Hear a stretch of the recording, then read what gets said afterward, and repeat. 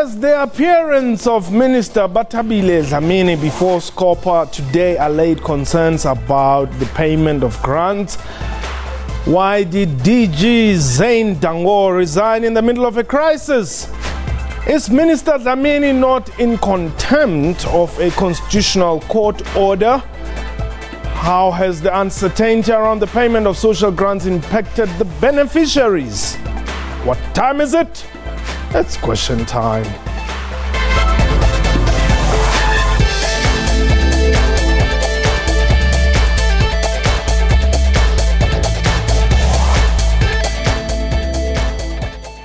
Hello and welcome to the show. Khotsong, my name is Mpho Tsedu. Social Development Minister Bathabile Dlamini has apologized for the confusion surrounding the contract between the South African Security Agency and Cash Payment Services. After a number of postponements, Minister Dlamini appeared before Parliament's Standing Committee on Public Accounts, SCOPA, earlier today. Questions have been raised whether 17 million recipients of social grants will be paid come April the 1st, given that the CPS contract comes to an end on March 31. In 2014, the Constitutional Court ruled that the contract between SASSA and CPS was invalid. While Dlamini says negotiations are ongoing, she denied reports that a new contract has been finalised with CPS. But what are the legal implications of the failure to uphold the ruling by the Constitutional Court? We are live, and therefore you can call us and air your views on the numbers 089-110-4210. Our Twitter handle @QuestionTime24. And my guest today, Ben Theron, Portfolio Director at the organization Undoing Tax Abuse, OUTA.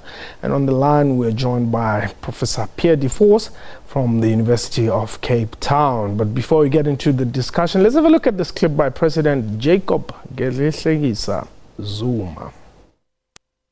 On the day the pensioners will be supposed to get their money, they will get their pensions and everything. And I'm repeating that. It will. They will get it. A reminder that indeed we'll be taking your calls on the line 089-110-4210 as we talk about this matter. SASSA, that is. So please do give us a call. Let's hear what you have to say or your questions and all that. OUTA is here. And on the line, Professor Pierre Deforce is a constitutional law expert. Prof, let me start with you right there in Cape Town. Is this an, after all, illegal operation that has been going on between SASSA and the service provider? Well, the problem is that the contract was originally was invalid. So now there is an emergency. If it is correct that this emergency was self-created, then the problem is that nobody can actually validate the entering into a new contract, because in terms of the Constitution and the legislation, a contract can only be entered after there was a competitive process that is transparent, that is equitable, that is fair, and so on. And that didn't happen here. There was no tender given. So if they're going to enter into a new contract with CPS, that new contract is almost certainly going to be an invalid contract because it's not going to comply with the law. And if it's self-made, the crisis, then the Treasury cannot really condone it and fix the problem because they don't have the power to fix something like this. Then the only other option would be to ask the Constitutional Court, because it is an emergency and because the social grants need to be paid, and because CPS is the only company that can do so in the short term, to get them to okay it, because the court has the power to suspend the invalidity of the contract. So unless the court is involved, I am worried that the contract that is going to be negotiated now, is being negotiated, is again not going to be a valid contract because it's not complying with the Constitution and the law. Are there any consequences?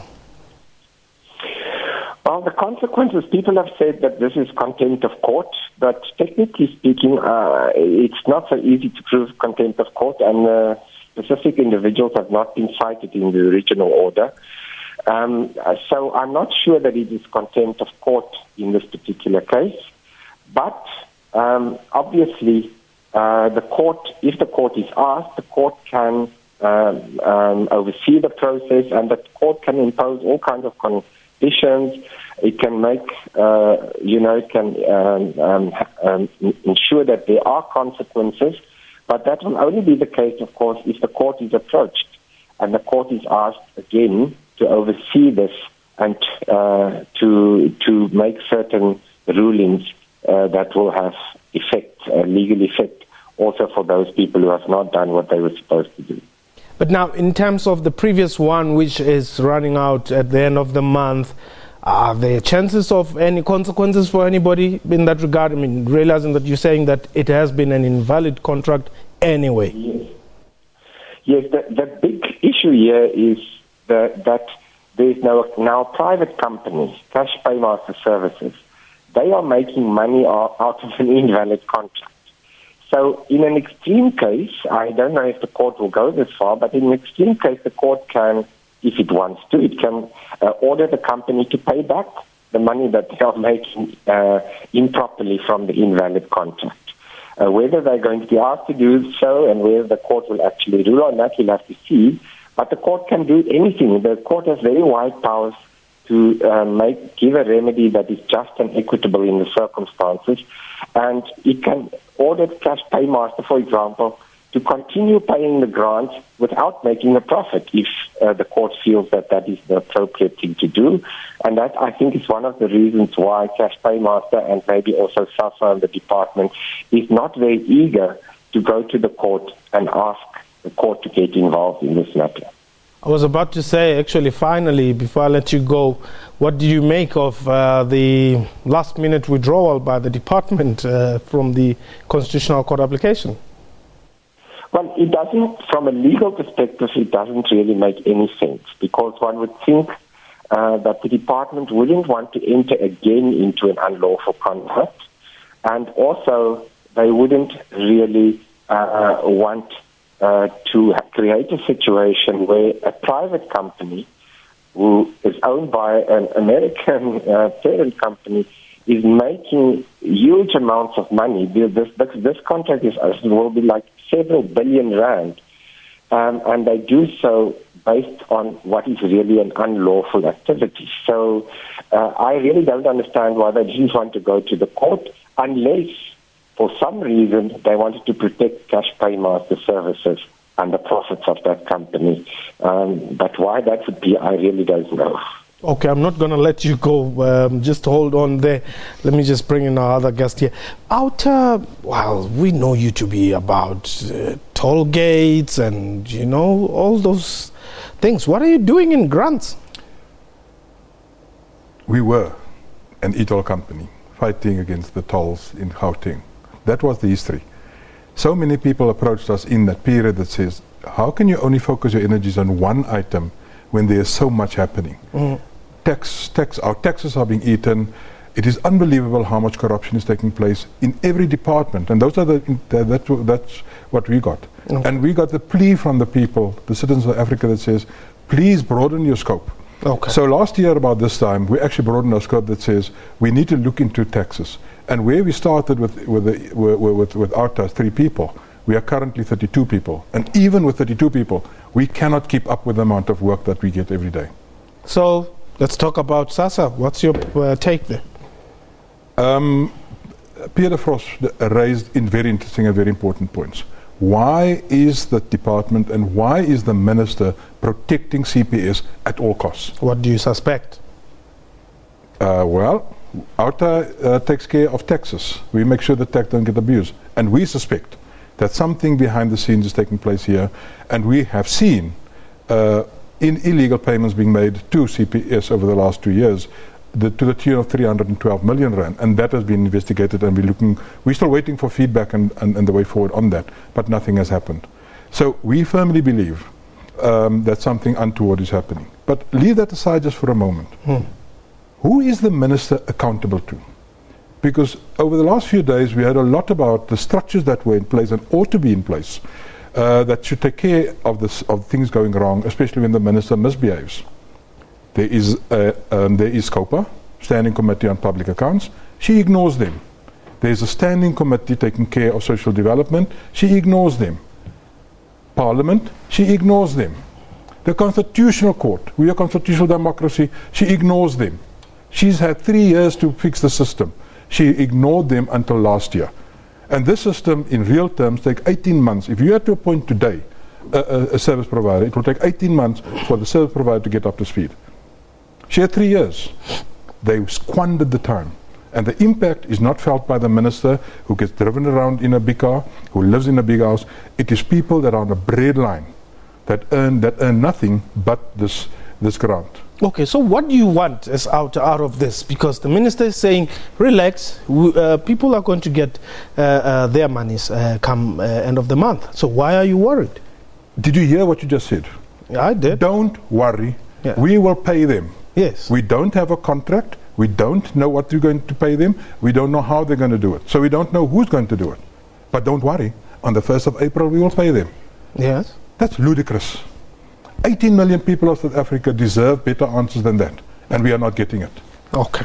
Hold it there. By the way, we had in fact invited the minister, Bathabile Dlamini, and her department. They said they'll come to question time when they come back from Cape Town.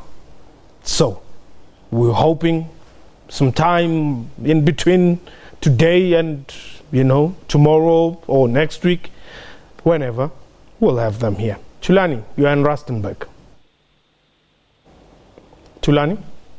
Hello, Tepo. It's Mpo. Mpo, how are you? I'm well, thanks for the call. I'm good, man. I'm just concerned about this government, man. Can you hear me? Yes, Tulani. Yeah, man. Our government is too corrupt, man. Can't they do something and remove the minister at the moment? Because even in the parliament, when you watch, you can't even answer the question in a proper manner. So could you please assist that they can remove the current minister? Well, there's no way I can assist. Sure, I mean, that's as they say, the prerogative of the president there. Prof, am I correct? Indeed, it is the prerogative of the president to appoint ministers. Even in this case, Bathabile Dlamini cannot be removed unless the president decides to do so. Yes, there are two ways of removing a minister. The one is the president, of course, can remove any minister that he or she wishes to remove after consulting, of course, their party. Yes. But there's an interesting thing that few people know about. The National Assembly can have a vote of no confidence in the cabinet, in which case the whole cabinet has to resign and has to be reappointed by the president. And the National Assembly could say, well, we are having a vote of no confidence in the cabinet on the condition that a new cabinet cannot include cabinet minister A, B, or C. So the National Assembly can actually also remove the minister, but of course the party politics makes that rather unlikely. So now, Prof, I mean, the other thing is, obviously, this, and I guess I'm now getting you into another space, not just as a constitutional expert here, but also as a political analyst. I wouldn't imagine that the ANC government would want to handle this matter in a way that compromises it. Yes, well, obviously it is not in the interest of any governing party to do anything that is going to affect the livelihoods of 17 million people. So it is inconceivable, firstly, that the grants won't be paid. I agree with the clip played from the president. I cannot imagine that the grants won't be paid. The question is, will it be done in a legal way? Will it be done in a way that is cost-effective? And will it be done in a way that is sustainable in the long term? And so that is really the issue here. I must say personally, I cannot imagine that the grants won't be paid. I'm sure they're going to make a deal. My fear is that the deal is going to be an invalid contract once again, and then we start all over with the problems from anew. And so that the uncertainty obviously is not a good thing. And I would wonder I don't understand why we haven't fixed it, because obviously if you're a recipient of a grant and there's any uncertainty about the grant system, it is not good for you, and it's not good for your feelings towards our government. Okay, as we continue with this show, let's take a look at this clip by the Social Development Minister Bathabile Dlamini, whom we had invited and said she will only come when she comes back from Cape Town. Elements of this have not been discussed. We've all been fighting about one element of pension payouts, fighting about the date. Even if the president says on the 1st of April you will be paid, what I think is going on right now is that during the elections, there are those that used pensions to campaign. And then now, the same issue is used, chairperson, so as to remove the authority of the government in the eyes of our people. Well, that's Minister Bathabile Dlamini there, whom we expect to join us when she comes back from Cape Town. Let's go to the Northern Cape. Joseph, you're on the line. Welcome. Welcome, Mpo. Yes. Welcome, Mpo. Go ahead. Can you hear me? I can hear you, but you would hear me better if you were to turn down your volume there. All right. Yes. Yes, can you hear me now, Mpo? Very well. Yes, man, Mpo, man, you said for our country, man, you know that? What's wrong now?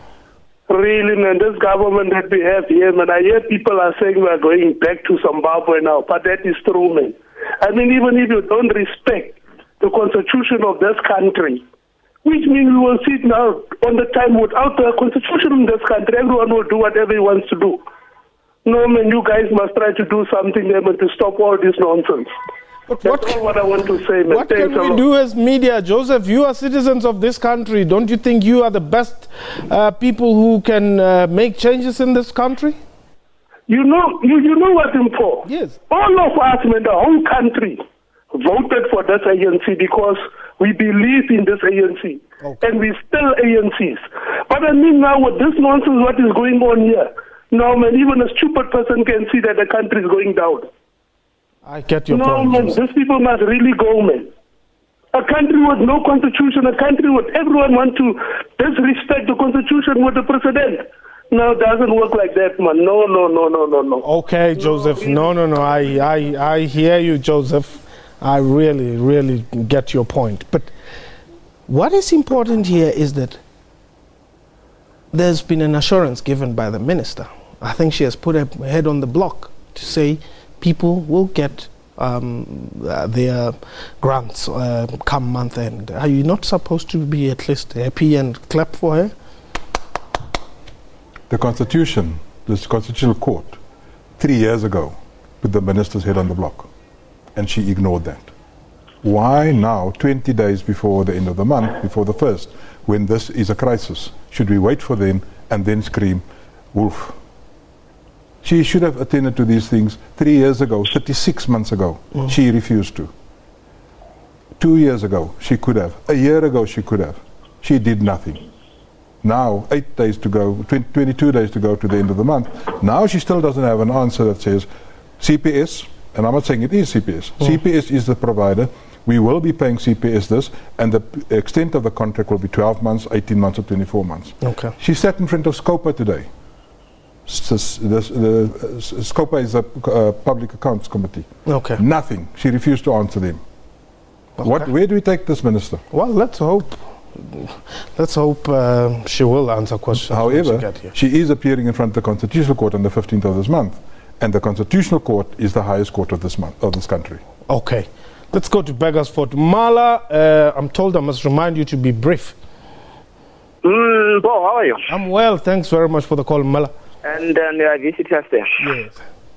Good evening. Bo, I want to highlight something. Do you still remember that after the ruling, by the time they were want to take Jacob Zuma out, the same Minister Bathabile Dlamini indicated something that all of us, he was referring to the ministers, we have the Smalanyana skeleton.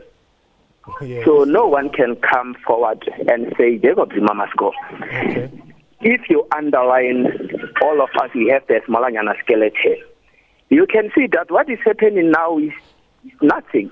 Because after the ruling of the Constitutional Court, we were expecting her to take or do accordance with the face of the Constitutional Court. But he didn't do anything. And they say now, she got the backup from the president. And even the president doesn't see anything wrong. Because he said, no, come 1st of April, the pensioners are going to get their money. Then you can think, imagine what kind of country this cabinet of these days of the ANC they are trying to build. Malo. And then again, you can think about the Constitution. They said everyone must allow himself to bind by it.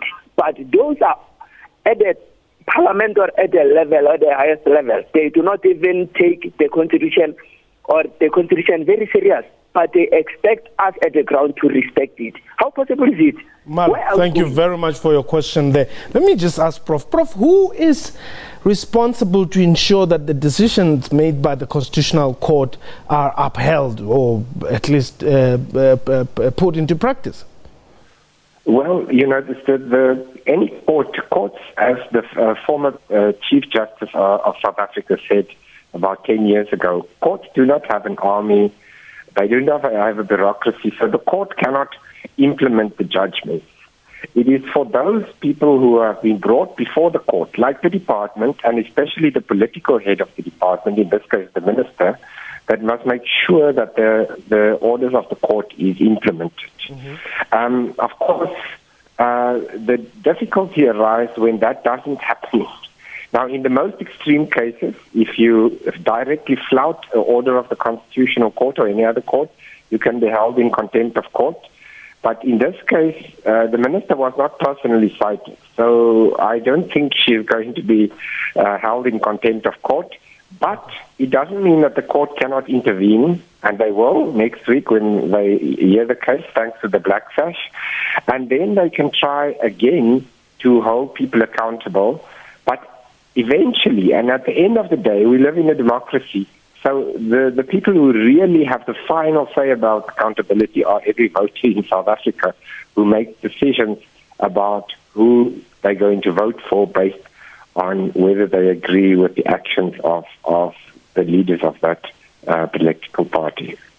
Peter Voss, thank you very much for your time. Really appreciate it. But as we finalize, doesn't this crisis or concern raise an issue about the reliance of South Africans on handouts or on grants? I mean, look at a country like Zimbabwe.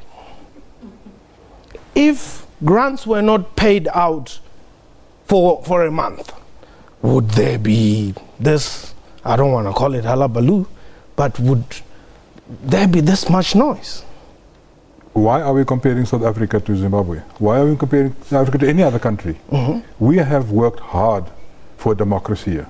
We have worked hard for the Constitution. Yes. It is time that the people that are elected into positions of power act responsibly and be accountable to the Constitution and the people that voted them in there. Okay. We should draw a line somewhere and say enough is enough. Okay. And we are hoping that Wednesday on the 15th of this month, the Constitutional Court will draw the line that says enough is enough. People in positions of power must be accountable and be held accountable. Thank you very much for your time. Thank you for having me. That was Question Time for today. A big thank you to my guest and to you for watching the show. From me and the rest of the crew, Mudimwa Tawasion, Alietsing Hand. Hi, Behot.